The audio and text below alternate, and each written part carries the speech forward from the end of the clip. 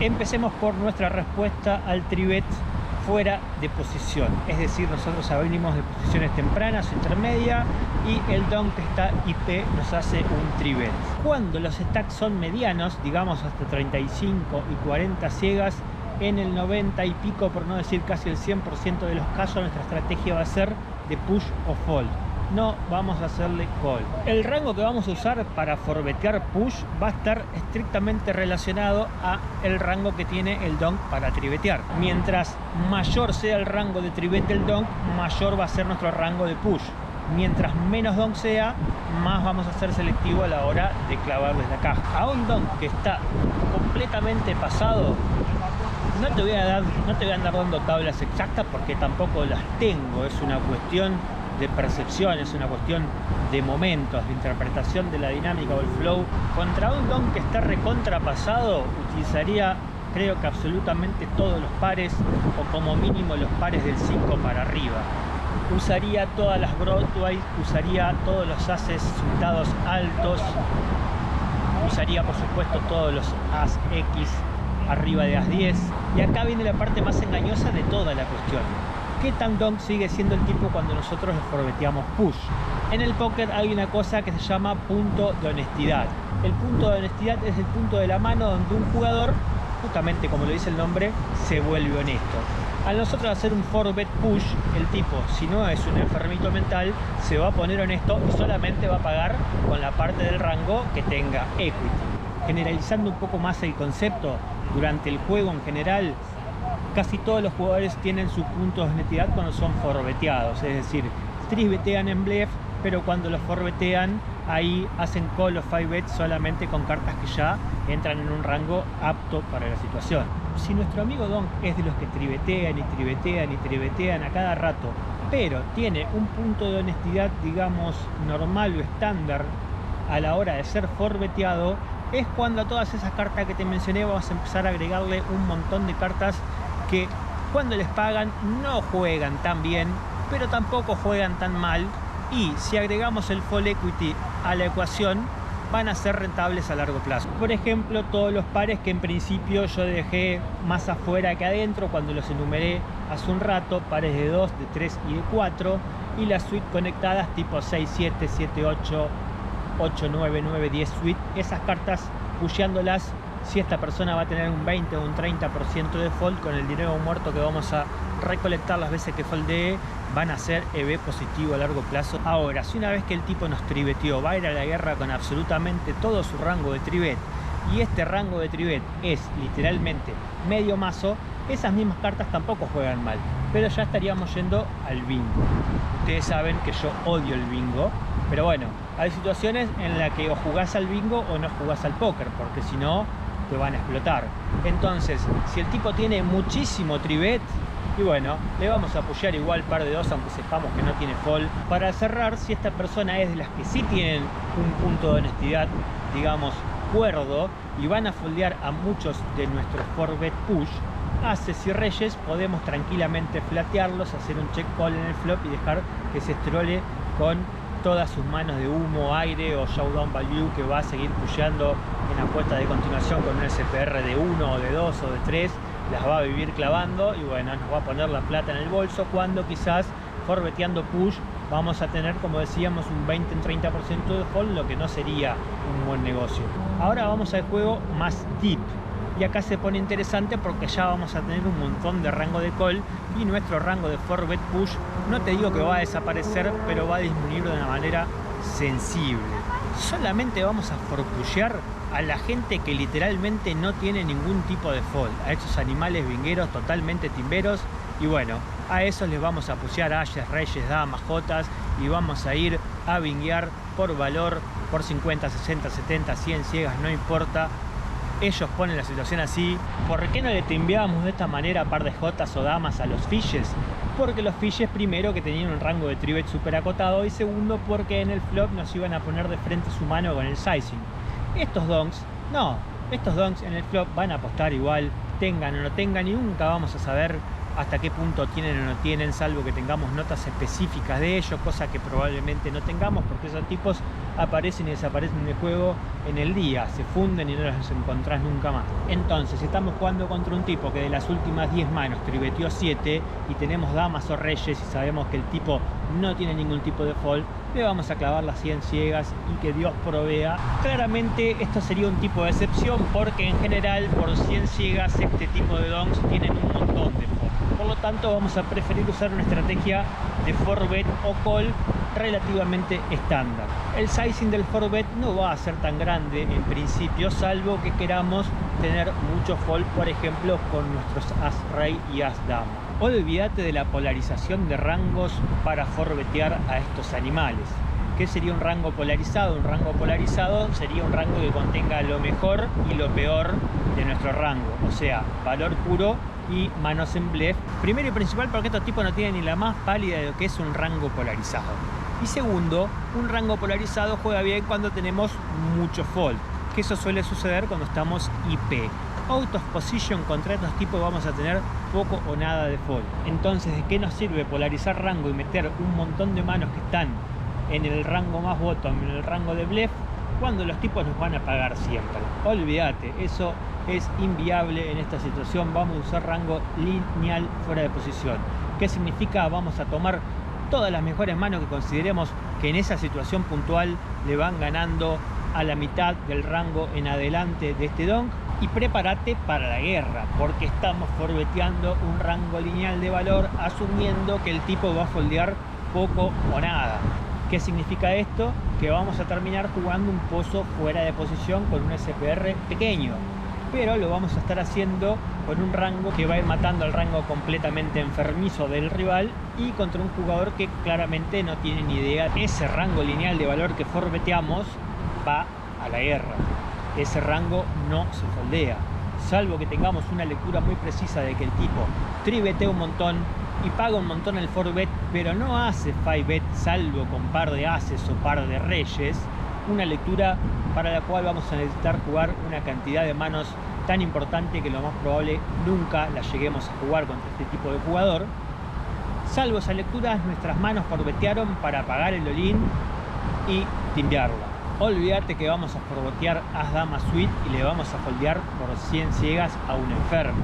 Olvídate que vamos a forbetear par de 9 o par de 10 y le vamos a foldear por 100 ciegas a un enfermo. Si no te sentís cómodo pagando un 5bet push contra uno de estos tipos porque tu mano en particular te parece que no juega bien contra su rango en particular, no forbetees. No forbetees. Hacemos un call y jugamos esa mano en un pozo de 15 ciegas con 90 atrás, con una SPR de 6. Si no somos unos brutos post-flop, podemos sacar diferencia a largo plazo contra este tipo de gente que sí es bruta. Pero vamos de nuevo con la misma lógica. Pagamos el tribet para ir a la guerra. Pagamos el tribet con nuestro rango lineal de valor, llamémosle, pero con una mentalidad no de nuts, sino de aire. Porque si empezamos a pagar los tribets de este tipo de enfermo, por ejemplo, con par de 8, 9 y 10, y después cae un flop rey 5, 6, y vamos a estar foldeando cada vez que los tipos hagan cibet, que va a ser el 100% de las veces, vamos a hacer una regadera. Así que si no tenés el estómago necesario o te parece que no es la jugada más adecuada forbetear push estas manos, pero tampoco tenés el estómago necesario o te parece la jugada adecuada defender esa mano como segundo par después del flop, entonces te daría dos consejos. El primero es que directamente te retires del póker, que quizás sea lo más sano para tu cabecita y para tu economía. En el caso de que no te interese seguir ese consejo, el segundo consejo que te doy es que directamente foldees al tribet. Sí, vas a abrir par de 8 y vas a foldear al tribet, vas a abrir par de 9 y vas a foldear al tribet, vas a abrir as 10 y vas a foldear el tribet. Te la vas a pasar foldeando al tribet. Y no es lo que yo dije cuando empecé con todo este curso, que íbamos a foldear un montón al tribet. Sí, claro, pero íbamos a foldear K5 suite, íbamos a foldear par de 2, íbamos a foldear A6 suite. No vamos a foldear par de 8, par de 9 y par de 10 contra una persona que tiene, no sé, 40, 50, 60% de tribet. Es directamente un aborto matemático, es una falta de respeto a la ciencia de la matemática foldear esas manos que están dentro del top 5 de rango contra un tipo que te está triveteando el 50%. O sea, le vamos ganando al 90% de las manos que nos está triveteando. Yo fui el que te dije que a ese tipo de personas no hay que pagarles con cualquier cosa. Yo fui el que te dije que no hay que ser los únicos tontos del condado que perdemos contra ese tipo de gente. Por eso te dije que a ese tipo de gente hay que abrirles con cartas. Si vos ya sabés que a tu izquierda hay un don que está triveteando todas las manos a todo el mundo, no abras un 4 y 5 suite, porque vas a estar regalando 2 ciegas. ¿Por qué? Porque lo correcto va a ser, sí, foldear a su trivet. Entonces, si sabemos que se viene el trivet, si sabemos que tenemos el don a nuestra izquierda que no nos va a dejar robar las ciegas, acotamos nuestro rango y directamente abrimos con un rango lineal de valor que esté dispuesto a ir a la guerra. Yo sé que es aburridísimo de cutoff foldear, no sé, 8 o 10 suites. ¿Por qué? Porque tenemos un don a la izquierda que capaz que trivetea. No, capaz que trivetea no, va a trivetear. Vos en el fondo de tu corazón sabés que el tipo va a trivetear. Entonces deja esa ilusión de que el tipo esta vez no va a trivetear, que esta vez solamente va a pagar o que esta vez va a foldear, y directamente no abras tu 8 o 10 suite, no abras tu K5 suite, no abras tu par de 2 de Luton si después no vas a querer pagar el trivet. Por ejemplo, te tiro otras de esas preguntas de matemática que yo estoy seguro que casi nunca o nunca has acertado una sola respuesta. Hagamos de cuenta que nosotros abrimos a 2 o 2,5 y el tipo nos mete un trivet a 7. Entonces nosotros decidimos hacer un sizing de 3x a 21. ¿Qué porcentaje de veces necesitamos que ese tipo foldee para que la jugada sea rentable de manera automática? Esta vez será más fácil, espero que la hayas sabido, y si no la sabías, que saques una regla de 3 simples así sobre la mesa y la hayas deducido. El porcentaje de fold que necesitamos es del 66%, el cual nunca jamás vamos a tener contra este don, nunca jamás. Es por eso que polarizar rango contra este tipo de jugador no tiene ningún tipo de sentido, o que se nos salga la cadena y empezar a forbetearlos en blef no tiene absolutamente ningún tipo de sentido, es una pérdida de dinero. Los tipos son una mina de oro que pagan los forbet con casi todo su rango. Acotemos nuestro rango, caguémonos a pichazos y saquémosles todo el valor que podamos. Ya mencioné el pequeño detalle una vez, que estos tipos no piensan en rangos. Estos tipos cuando trivetean porque están de joda, y no es porque trivetean al cutoff teniendo en cuenta que el rango de equilibrio del cutoff es tal, o trivetean al UTG teniendo en cuenta que el rango de equilibrio del UTG es tal otro. Estos tipos trivetean porque tienen ganas, porque les gustan sus cartas o porque les gusta la idea de agarrarte de novio y te trivetean con any two. Una de las cuestiones fundamentales que hay que tener en cuenta a la hora de ser triveteados es qué tanto overbluffea o underbluffea esa persona en esa situación específica. En este caso puntual es obvio que el don está overbluffeando este tipo de spots. Por lo tanto, nuestra respuesta al trivet tiene que ser mucho más agresiva y mucho más constante que contra otro tipo de jugador que haga underbluff. Por ejemplo, un NIT, que jamás te va a trivetear en bluff en la misma situación que este tipo lo acaba de hacer. Y yo diría que en este caso puntual no hay que darle mucha importancia a si tenemos cubierto al tipo por el knockout o si el tipo nos tiene cubierto a nosotros. Acá hay que ir por chip EV. ¿Por qué? Porque nosotros tuvimos en cuenta que había un dock en la mano, abrimos con un rango super lineal de valor esperando el trivet del tipo, el tipo nos acaba de trivetear y vamos a ir a la guerra por el chip EV, y nos importa un carajo si hay knockout, si no hay knockout, si estamos cerca de la burbuja, si no estamos cerca de la burbuja. Están a punto de sortear un busted y este tipo compró todos los números para ser el próximo jugador eliminado. Entonces vamos a hacerle el favor y vamos a sacarlo, porque los torneos se ganan con fichas. La plata a tu casa de la mesa cash te la llevas si haces fichas. Si evitas estas situaciones de bingo, de varianza en contra de los donks, después, ¿qué pasa? Terminás más adelante en el torneo, cuando todas estas personas ya fueron eliminadas, jugando en una mesa llena de regulares, y cómo te vas a quedar afuera en un free, porque olvídate que este tipo de regulares te va a pagar un forbet con un par de 2. No, vas a terminar flipeando o vas a terminar en un cooler a favor o en contra, y las posibilidades de hacer ficha en ese momento van a ser mucho menores y el costo de confrontación va a ser mucho mayor que contra este donk. Así que, haciendo un repaso rápido, las claves son, primero que nada, identificar que hay un donk en la mano y no abrir cualquier cosa que tengamos que foldear al trivet. Una vez que armamos nuestro rango de open raise acorde al trivet del don, que es muy probable que llegue, y que este trivet efectivamente llega, tenemos que tener ya la estrategia o el plan armado. Si estamos jugando con stack medianos, es push o fold. abrimos para apoyar cuando el tipo nos trivetea. Ya lo tenemos decidido desde el momento que hacemos el mini race o el 2,5 o el 3X open race. El tipo nos va a trivetear y nosotros se las vamos a clavar. Es instantáneo. Si no lo querés hacer instantáneo para que no sea muy bandera, tomate tu tiempo y pensala con par de ases y después se la clavás. Pero la decisión tiene que estar hecha antes de abrir. Cuando los stacks son más deep, el 4-bet push casi que desaparece y vamos a atender más al call o al 4-bet. Decisión que en principio debería también estar tomada cuando abrimos preflop. Aunque en este caso depende del sizing del tipo, podemos llegar a tener una lectura que nos haga inclinar más por una u otra acción. Por ahí algunos de estos triquiñuelos tienen un sizing de caballo con cartas de mierda, pero cuando tienen las buenas hacen un mini tribet. En este caso vamos a pagar para descomponerlos por 100 ciegas. Y nunca jamás te olvides y pierdas de vista que estos tipos tribetearon para timbiar y no van a foldear fácil a tu 4-bet. De hecho, es muy probable que te claven la caja.